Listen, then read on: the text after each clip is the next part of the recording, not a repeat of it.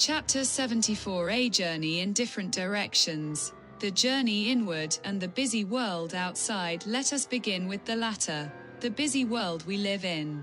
At this very moment, as I write, the peaceful, quiet fjord just below my residence has transformed into a restless sea.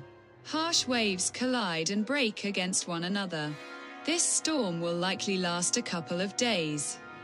And then calmer weather will return, perhaps a few gentle days with glimpses of sunlight and temperatures that hint at spring. The world pulses in much the same way. And by the world, I mean people in motion. No matter the goal or meaning that drives them, people constantly move in different directions. A natural busyness is built into nearly everything we do. If we were to film a single person from morning until evening with a surveillance camera, the result might look rather strange.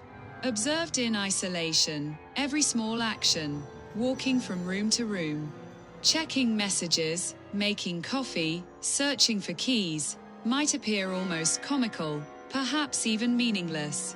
Yet if we switched on many cameras at once and viewed the day as part of a larger whole, seeing other people responding, interacting, and acting within a shared context, our interpretation would change completely. What once seemed random would begin to appear purposeful. Still, even this broader perspective can seem absurd if we move the camera further away. Imagine taking a seat in a satellite orbiting Earth for an entire year. From there we see cities glowing at night and fading into darkness at dawn.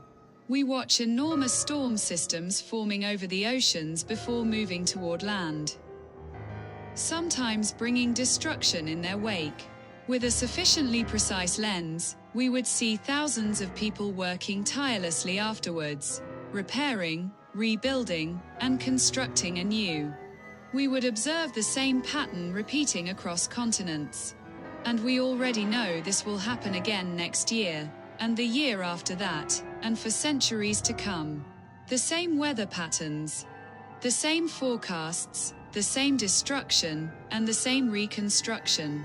Humanity seems caught in a Sisyphean rhythm, repeating the same efforts year after year. People complain about the brutality of nature. They despair over floods, storms, and disasters. Yet only a small minority changes their lives because of it. In the world at large, very few accept that this is simply how nature works. Most people do not fundamentally alter their worldview because of climate, weather, or nature's rhythms.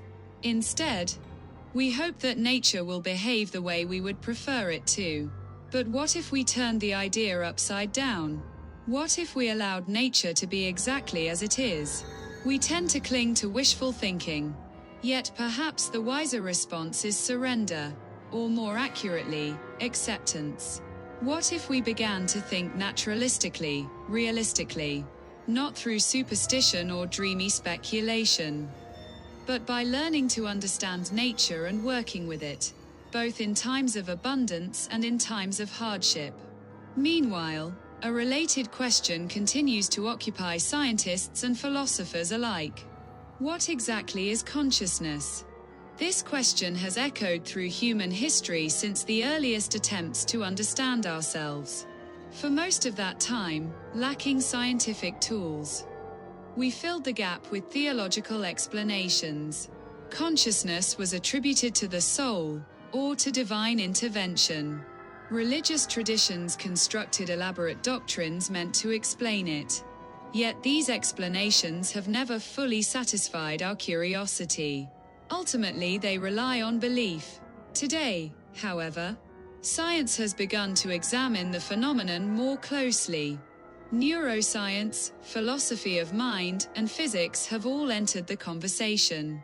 My own view is that the philosopher Baruch Spinoza placed this question on a constructive path. In the Catholic Christian Europe of the 17th century, challenging church doctrine was dangerous. Spinoza's ideas were therefore considered deeply threatening. He was excommunicated, declared dangerous to religious orthodoxy, and largely excluded from society. Nevertheless, He continued developing his philosophy.